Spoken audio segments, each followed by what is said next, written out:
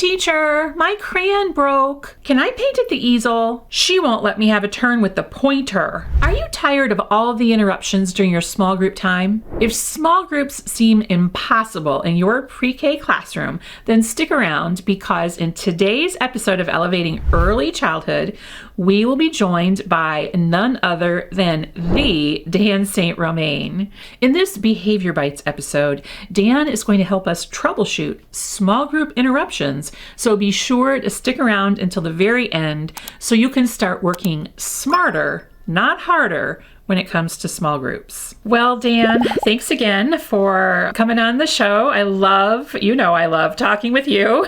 I enjoy it as well. And today I thought we would talk about, this was a question that actually came up this past weekend, no joke. Somebody asked me this question, and it's about how can you do small groups or any type of one-on-one teaching or whatever when all the kids just constantly interrupt you. And the struggle is real. I get it.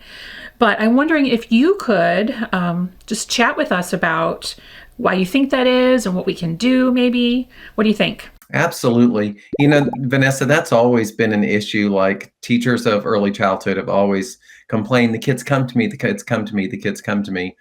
And one of the things that I talk about is, especially during COVID and since the pandemic, adults have always been around, just because of the pandemic. And when adults are always around, that makes it easier for adults to intervene and solve problems for our kids. True. So, when we look at why, it's understandable. Plus, young children, as part of their development, they go from dependence to independence. Well, when they're with us, they're still in that toggling back and forth, but they really do lean towards that dependent. Like that is a normal stage of development. Right. Now, obviously, when they get older, we want them to be more independent. But the problem is sometimes we assume they are more independent than they really are.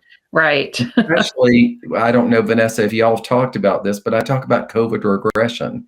How even though you say that child is 4 years old and they should be able to do things on their own, they were 4 years old, maybe, in a different generation. But right now with the COVID issue, you're dealing with 4-year-old children physically. But in terms of their ability to be independent, they're probably still like a 2-year-old, which naturally those kids are going to be more dependent. It is probably normal, even though frustrating, that kids are being more dependent these days. Right. It's kind of like, and this is just my own analogy, it's kind of like when a baby learns to walk, right? We don't just say, walk, baby, walk. There's a process they go through, and we can't just say the same goes for independence. We can't just say, be independent, child, be independent. They don't know what that means. There's a process they have to go through in order to be ready to do that. And I think that we as teachers can do these things that are in our power to help them develop independence, but they're not going to magically have this ability without some scaffolding and support from us. Do you agree? Absolutely. And, Vanessa, I'm going to bring us back to something. Whenever I say this phrase, people always laugh because they immediately are brought back to their, college classes, but it's called the zone of proximal development. Yes. And I ask groups, I'll say zone of proximal development. They're like, that's Vygotsky. And then they look around going, how did I know that? How did I know that? Right. And that was because it was drilled in your brain. And of course, the zone of proximal development is that idea of when we're working with anyone, when we're instructing, we present material and present challenges that are just outside their comfort zone. Like we don't want to present them with tasks they can already totally do that isn't a little challenging. We want to give them a little challenge, but here's the problem. If we move too far outside the comfort zone and we ask them to do things that are really beyond where they're ready, what happens is they shut down. So the first thing I'm going to tell you in terms of strategies, Vanessa, once we understand that it's probably natural they're being a little more independent, then as you say, well, the next question is, what do we do to scaffold and help them? The first thing we have to do is look at our kids through a different lens. If I've got a class full of 4-year-olds, teachers will look at me and say, oh my goodness, he's running around the room and he's doing this and he's doing that. And I'm like, well, what's he acting like? And they're like a 2-year-old. And I say, okay, so if a 2-year-old were in your classroom, among your 4-year-olds, what would you do differently for that 2-year-old? Well, I'm going to tell you the same thing is true when kids are interrupting during small group and they're looking for a whole lot of attention. The first thing we have to do is make sure that we are presenting tasks that are easier, that they can do more independently. Mhm. And some teachers are like, well, but we've got to get them through, this benchmark and this and this and this is on the checklist, and I understand that. But if we want to be able to work with a very small group, we have to make sure that the activities in our centers, or in the other activities that they're doing, are truly tasks that kids can perform independently, that more self-directed activities. So I tell teachers, I say, okay, when you have free play or when you're at recess or whatever it is, what are some of the things the kids can do independently? And then how can you bring that into a center, into an activity where that the activities that the kids that are not in your small group are doing are tasks that they can do on their own with minimal intervention from the teacher. So I go back to that zone of proximal development, saying, okay, we need to make sure the tasks are a little easier, which is going to increase their ability to do them more independently. Absolutely. I was thinking back to my small groups, and one of the things I always tell teachers is that, for example, we don't start small groups day one, despite what your administrator might say, because I've had administrators say, small groups start day one. And I'm like, well, how can you actually figure out who belongs in which group? But you need some kind of a routine that they have in place. You need some familiar activities that they really have down, because if you're in a small group, the best thing is to have the other kids in review doing something that's very, very, very familiar. Because if it's not familiar enough, let's say you're reviewing an activity from last week, but little Johnny was out sick with COVID last week, right? So he doesn't know any of this stuff. And then you're going to depend on the kids the other kids around him to remember from last week and all of this. So these really, really solid activities that they know, they love, they've done with you, the teacher, multiple times. That's why I don't start my small groups until much later in the year, because you have to have that independence type things in place, right? And Vanessa, I agree with that. I'm going to give you and your listeners a word to think about, and that is the word habits. Mm-hmm. As you're talking to me and saying, okay, it's important that kids do activities that they've done with you. What we're trying to do is move some learning to a habitual level, Mm-hmm. where you're with the kids, but because you've been doing the routine over and over Mm-hmm. and over, the kids are able to go through the procedure of the activity, Right. because it's a habit. It's Right. it's the same reason why we build routines into our school day. When Right. you're absent, even if there's a substitute teacher there, if the kids have built into that habit, they're going to be less likely to need guidance or support Right. from you. Absolutely. Now, one of the things that I also think about is, if we're trying to help kids really be successful independently, then we have to think about where they're going to get help. And one of the first things that I think about, Vanessa, is, with older children, you're like, okay, what do the directions say? Okay, we don't do that with young children. So what is the equivalent of that with young children? And that, of course, are picture cues. Right. So whether it's in a center, whether it's up on a wall, when there are activities that kids are doing, let's say they're on the carpet reading, I'm going to have pictures of children holding a book, like at the library center, picking a book out. Then I'm going to have a picture of a child walking to the carpet. Then I'm going to have a child sitting on the carpet looking at the book. So Mm-hmm. the kids can look at those pictures and know step 1, step 2, step 3. And I think sometimes you've heard me say this before, we commit a suicide. We assume they already know that. Like we're like, oh, that's common sense. But you're also going to have those same kids come up to you and say, Ms. Levin, where do I get my book? I forgot where Right. If you have picture cues and you have the routine in place and you use your picture cues, we're building in a habitual routine that's going to help them be independent. And then we're also providing visuals that will help them be successful. I'm going to get a suicide on a t-shirt, Dan. I have not, or maybe I have and just don't remember, heard you use that term before, but I love it. So there are two of my favorite words that people, when I'm presenting, hear me say all the time. And one is assume-aside, and the other one is when you have been voluntold to be part of a committee in your school.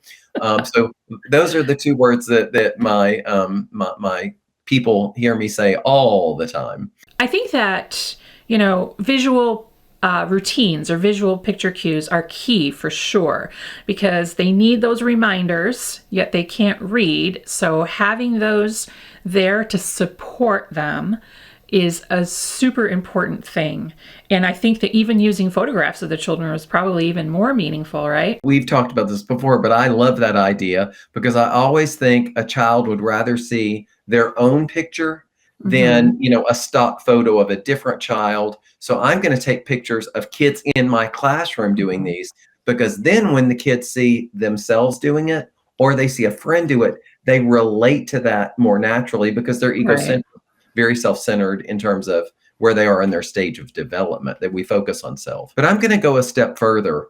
I always think, how can I help kids become more independent? So I always say this. Go ahead, do it with me, Vanessa. Point to your head. Say brain. Brain. Put your hands together and say buddy. Buddy. Do it again. What's this one? Brain. Your brain and a buddy.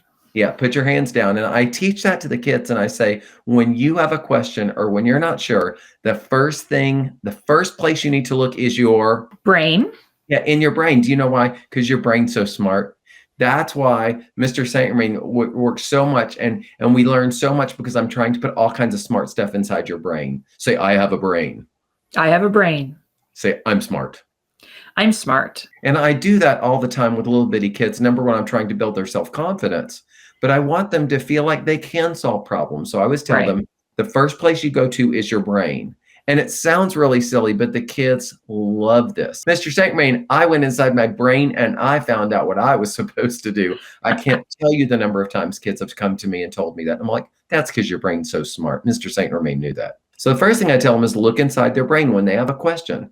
The second thing is they can always talk to a buddy. Right. And so I use this with older kids for years and years. I would always teach them, say, first you need to check your brain, then you need to check a buddy.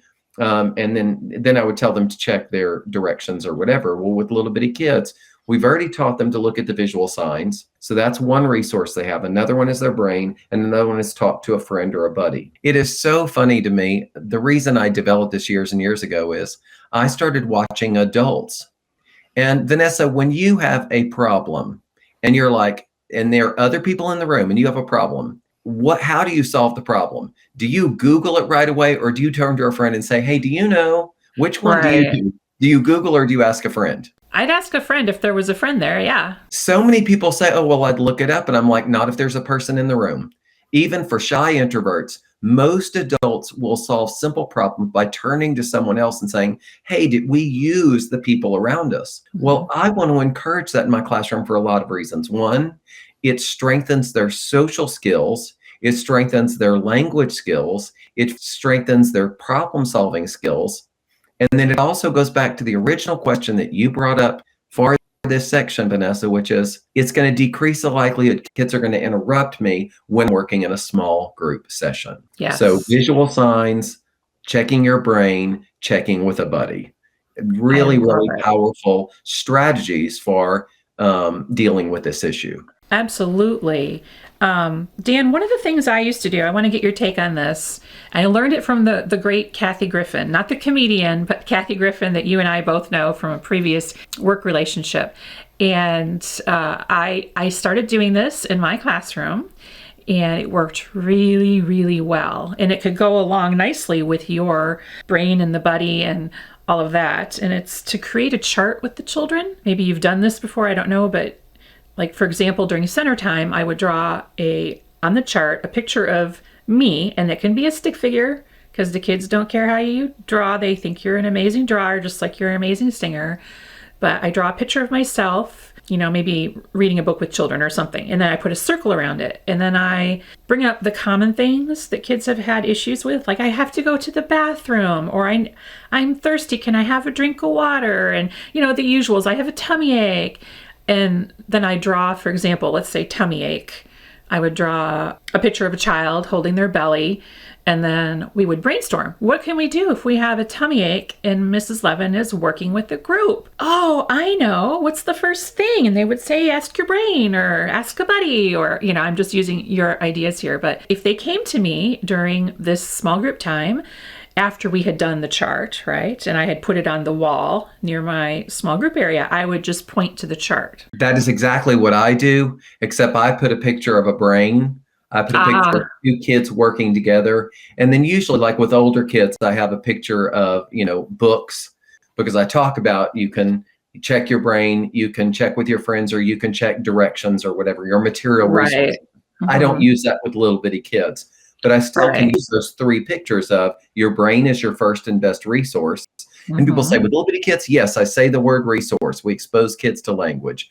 Yep. So I use my brain, I use my buddy, and I can have pictures. Now, I do want to bring up one more important issue here, because this comes up a lot when we start talking about tattling, which is a whole separate discussion that we've had in. And that is, you do need to have a 911. You do need to have some emergency signal, because that's a different piece of this. So it's important to talk about things that kids need to solve on their own, and then times where we do need to bring the teacher in. So I always go back to, my job is to keep you safe and help you learn. Keep you safe and help you learn. And so what I say is, if it's an issue of safety and someone's getting hurt, how can you get Mr. St. Romain's attention? And that is something different, because some teachers, Vanessa, will tell their kids, if it's a 911 or, whatever it is, if it's an emergency and if it's a safety issue, walk over to me and just put your hand on my shoulder. Don't say anything, just put your hand right here. So if I'm working with friends, I can take my hand, put it on top of your hand. And what that tells me is, I know you want to ask me a question, hold on. Then I can finish up. I can turn around and say, yes, Michael, what do you need? It'll be real quick.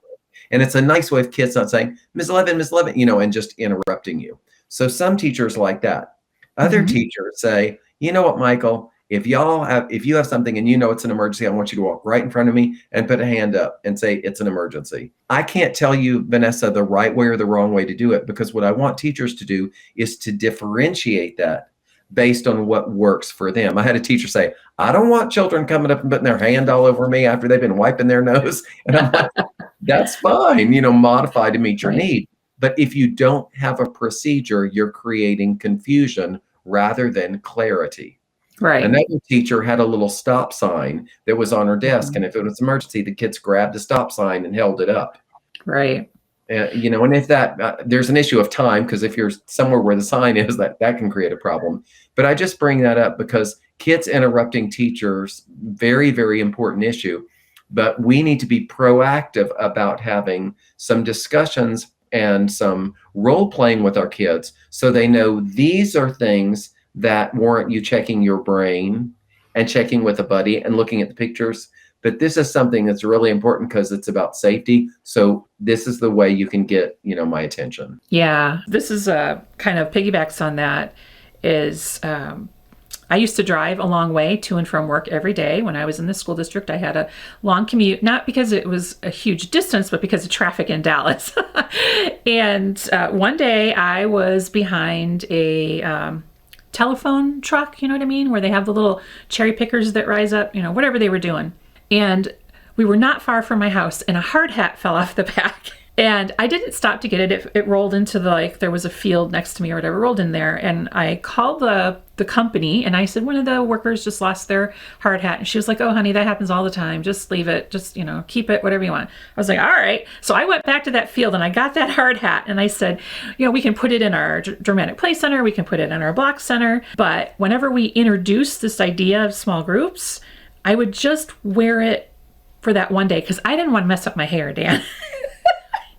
Priorities. Yes. And so I would wear the hat when I was introducing them to this idea that I would be doing this thing and they were going to be independent. And it was a visual cue to remind them that I was working, because workers wear hard hats. And it seemed to be really effective. And so I would, in my little pictures on my chart, I would draw me wearing this little hard hat. And it seemed to work. Well, what that does is it provides a very, very, very concrete way for kids to understand when you're working with a small group and you don't want to be interrupted because you're doing your work. So it's a really concrete, nice visual for very young children and very, very developmentally appropriate. Yeah. And I also remember I have this friend that I taught with for a long time, and she did the thing with the hand, like you said, right? And I asked her one time, I said, why do you do that or whatever? And she said, well, my kindergarten teacher did it for me. And I knew that when I became a teacher, I was going to do it too, because it made me feel like she was listening to me, when she would put her hand on my hand.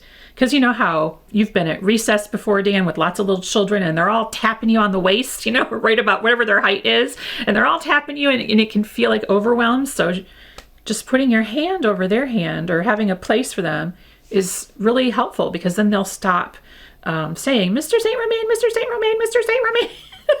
What I love about that, and Vanessa, I'm going to tell you, that's not for every teacher. Some teachers don't like that personal space, and I understand that. What I love about it is, Vanessa, from long history with me, the foundation of everything we do with young children is the relationship. Mm-hmm. And I firmly believe when they put their hand on you and you put your hand on them, you convey so much support. And right. You've done it before. Kids are sitting right in front of you and you hold their hand while you're reading a story, or you put your hand on their back, and you can just feel them melt into you, because they feel it's that whole trust versus mistrust, support, right. like all those things that are so important. So I love that whole visual and that whole idea of putting your hand on their hand. And what I found is when you put your hand on them, kids immediately, they don't say a word, they just sit there. And it's almost like, because of the feedback they're getting, they feel acknowledged, as opposed to hold on. Right. But when you put your hand on their hand, they feel like, okay, she really is with me, even if she's talking to the group. And so then when you do turn around and give that child your undivided attention, they're more likely to not have interrupted, saying, Mr. St. Romain, Mr. St. Romain, Mr. St. Romain, Mr. St. Romain. It's immediate feedback to them that you'll be with them. I think you've given us so much information in this short time.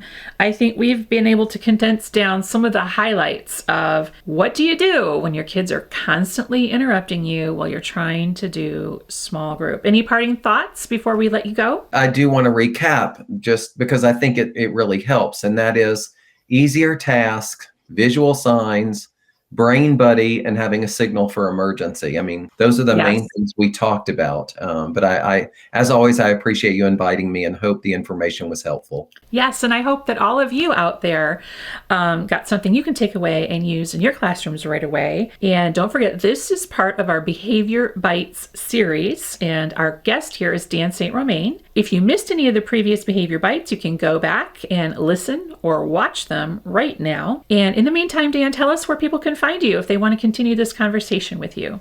If they just Google my name, I'm Dan St. Romain. Very easy to find. And I have a website. I have Instagram, Twitter. So it's easy to find me if they just do an internet search, and then they can reach out in a medium that works best for them. Yes, and we'll also put a link to your website below this video. So if you are watching along, go ahead and click the Show More button below the video, and it will expand, and there'll be a link to Dan's website there. And if you are listening along, go to prekpages.com and search Dan St. Romain in the search box. If not, if you can't find anything there, leave me a comment and I will get back to you. Or Dan will. He's very good about that. So until next time, I'm Vanessa Levin, and this is Dan St. Romain. If you think these videos are valuable, you have got to come check out the Teaching Trailblazers program. Teaching Trailblazers is the place for teachers like you to get the professional development resources and support you need to thrive. It's where you can learn relevant, life-changing best practices with professional development created specifically around the challenges early childhood teachers face. It's where you can get access to a complete research-based pre-K curriculum that you can use either to supplement your existing curriculum or use on its own to get 100% of your students kindergarten ready by the end of the year. And it's where you can hang out and connect over all things early childhood with other teachers just like you and me. It's my favorite place on earth, and it will change your teacher life, I guarantee it. Come join us at teachingtrailblazers.com to get more information and apply today. That's teachingtrailblazers.com. I can't wait to see you there.